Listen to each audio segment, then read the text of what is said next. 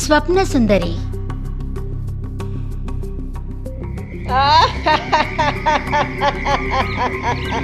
రాజా విక్రమార్క, నువ్వు ఇచ్చిన మాట తప్పని వాడవు. నన్ను మళ్ళీ మర్రి చెట్టు నుండి తిప్పి తీసుకెళ్తున్నావు. ఎందుకంటే నువ్వు సాధువుకి ఇచ్చిన మాట నెరవేర్చాలి కదా. నేను నీకెన్నోసార్లు ఇదే విషయం చెప్పి ఉన్నాను. ఇప్పటికీ ఈ విషయం అర్థమైంది అనుకుంటాను. ధర్మాచరణ చేయడమే మా ధర్మం. సరే సరే మహారాజా, నేను నీకు ఇంకొక కథను వినిపిస్తాను. మహారాజా, నీవు నీ పెదవి విప్పితే నేను తిరిగి ఆ మర్రి చెట్టు వద్దకు వెళ్ళిపోతాను. నీవు నన్ను ఆపలేవు మహారాజా. అయితే విను మహారాజా, మణిద్వీప రాజ్యం గురించి నీవు వినే ఉంటావు. ఆ దేశానికి మహారాజు మాణికవర్మ. ఆయన తన ప్రజలను కన్నబిడ్డల్లా ఆదరించేవాడు. పైగా మంచి కార్యదక్షత గలవాడు. అతని రాజ్యంలో ప్రజలు సుఖ సంతోషాలతో జీవించేవారు. అతనికి వృద్ధాప్యం సమీపించింది. దానితో తన రాకుమారుడైన సుధీరునికి రాజ్యాన్ని అప్పగించదలచాడు. అంతేకాకుండా తన కుమారునికి వివాహం చేయదలచాడు.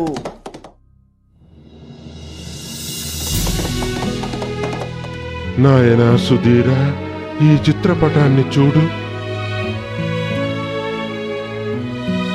తండ్రి గారు, ఎవరిది ఈ చిత్రపటము?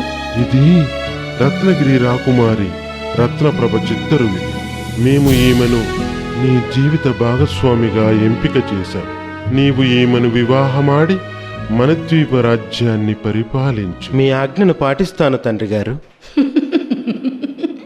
సుందరి, నేను నీ స్వప్న సుందరిని. స్వప్న సుందరి, రా, నా దగ్గరకు రా, నా చేరువుగా రా.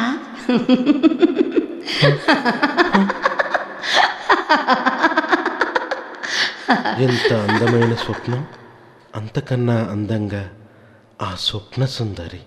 స్వప్న సుందరి, ఆహా, ఎంత బాగుంది! నేను వివాహం అంటూ చేసుకుంటే ఆ స్వప్న సుందరిని చేసుకొని తీరుతాను. తండ్రి సుధీరా, చెప్పండి తండ్రి గారు. నీవు నా ప్రశ్నకు ఎలాంటి సమాధానం ఇవ్వలేదు. తండ్రి గారు, వివాహము రాజ్య పదవుల కన్నా ముందు నాకు మన రాజ్యాన్ని పర్యటించి రావాలనే కోరిక కలిగింది. సామాన్య మానవుని జీవితము, వారి విధి విధానాలు, కష్టసుఖాల గురించి నేను తెలుసుకోవాలనుకుంటున్నాను. రాజ్యం బయట సామాజిక స్థితిగతులను చూడాలనుకుంటున్నాను. వీటి అవగాహన వల్ల నేను నా ప్రజల పాలనా బాధ్యతల్ని సక్రమంగా నిర్వహించగలుగుతాను. నీ ఆలోచన ఎంతో శుభప్రదంగా ఉంది. రేపే నీవు రాజ్య పర్యటనకు బయలుదేరు. మీకు నా ధన్యవాదాలు. మమ్మ ఆశీర్వదించండి తండ్రి గారు. ఈ పర్యటన అసలు ఉద్దేశ్యం వేరు. అది నా స్వప్న సుందరికి అన్వేషణ. చూద్దాం నా అన్వేషణ ఎప్పుడు ఫలిస్తుందో.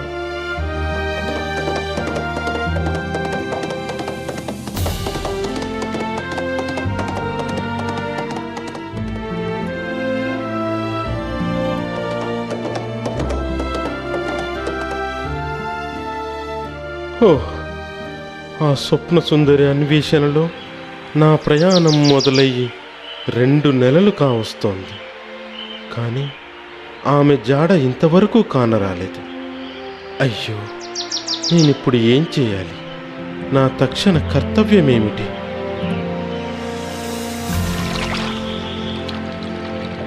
అరే, ఈమె నా స్వప్న సుందరి.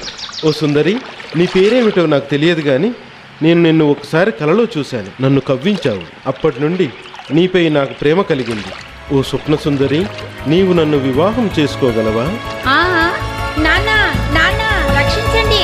అయ్యో, ఎవరైనా నన్ను రక్షించండి! రక్షించండి!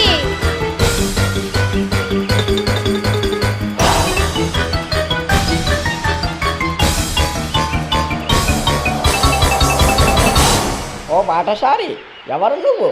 నీకేం కావాలి చెప్పు. ఏ ఊరు నుండి వచ్చావు? నీ తల్లిదండ్రులు ఎవరు?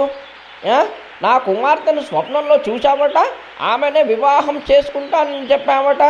ఏమిటా కదా? ఇదేమైనా మర్యాదస్తుల లక్షణమా, లేక నీవేమైనా మూర్ఖుడవా, వెర్రివాడవా? ఏమిటయ్యా చెప్పు, జవాబు మాట్లాడవే. ఇంతకీ నీ పేరేమిటి చెప్పు. అరే అడుగుతుంటే చెప్పవేం? అవును, నేనొక మూర్ఖుడని. ఇదే మీ ప్రశ్నలకు నేనిచ్చే సమాధానం.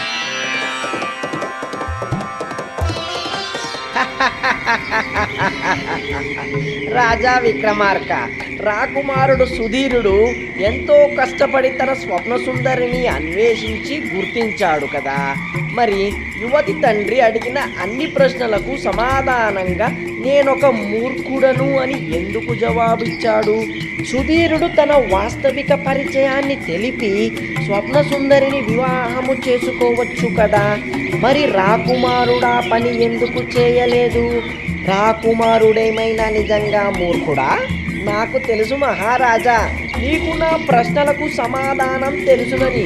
నీవు సరి అయిన సమాధానం ఇచ్చినట్లయితే నా స్థావరానికి నేను తిరిగి వెళ్ళిపోతాను. సమాధానం తెలిసి కూడా తప్పుడు సమాధానం చెప్పావనుకో, నీ తల 1000 మృక్కలైపోతుంది. రాకుమారుడు సుధీరుడు మూర్ఖుడేమీ కాదు బేదాలుడా, కానీ అతన్ని బుద్ధిశీలుడు అని కూడా అనలేము. ఎందుకంటే తన స్వప్నంలో కనిపించిన యువతి అన్వేషణకి చాలా విలువైన కాలాన్ని వృధా చేశాడు. అంతేకాదు, ఆ యువతి విషయంలో సరైన అవగాహన ఏమాత్రమూ లేదు. ఎందుకంటే ఆ యువతికి మహారాణికి ఉండవలసిన అర్హత ఉన్నదా లేదా, అంతేకాక సుందర రూపాన్ని కలిగి ఉన్న స్త్రీ మంచి గుణవతి అని ఖచ్చితంగా చెప్పలేము కదా. అందుకే రాకుమారుడు గుణగణాలు తెలుసుకోనిదే ఆమెను వివాహం చేసుకోవడం తెలివి తక్కువతనమని గ్రహించి స్వప్న సుందరి తండ్రి అడిగిన ప్రశ్నలకు ఒకే మాటలో సమాధానం ఇచ్చాడు. రాజా, మనుషుల తీరుతెన్నులు, వారి స్వభావాల పట్ల నీకు మంచి అవగాహనే ఉన్నది. రాజా, నీవు మళ్ళీ మాట్లాడావు. నేను ముందే హెచ్చరించాను కదా మహారాజా, నీవు తిరిగి మాట్లాడితే నేను నా స్థావరానికి ఎగిరి వెళ్ళిపోతానని.